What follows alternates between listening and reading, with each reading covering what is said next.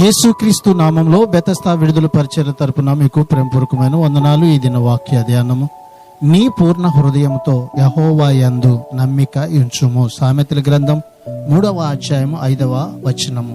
దేవునితో యథార్థవంతమైన జీవితం జీవించడానికి కొన్ని ప్రాముఖ్యమైన విషయాలు మనం తెలుసుకోవాలి. వాటిలో ఒకటి, మనము హృదయపూర్వకముగా దేవుని మీద నమ్మకము ఉంచడం.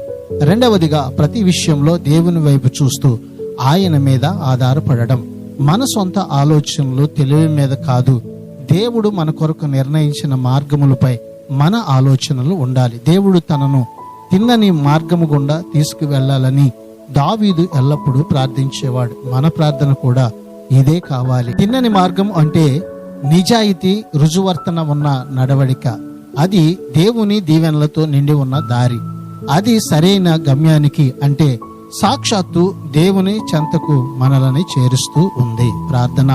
మమ్మలను మికిలిగా ప్రేమించిన మా ప్రియ పరలోకపు తండ్రి, మా మంచి యేసయ్య, మరొక నూతన దినాన్ని మాకు ఇచ్చినందుకు నీకు వందనాలు, స్తోత్రాలు చెల్లిస్తూ, మేము యథార్థ హృదయులమై నీ యందు నమ్మిక ఉంచి జీవిస్తూ నీ దీవెనలకు పాత్రులుగా ఉండినట్లుగా మమ్మల్ని అందరినీ సిద్ధపరచమని యేసు ప్రశస్త నామములో ప్రార్థించి అడిగి వేడుకుంటున్నాము తండ్రి. ఆమెన్.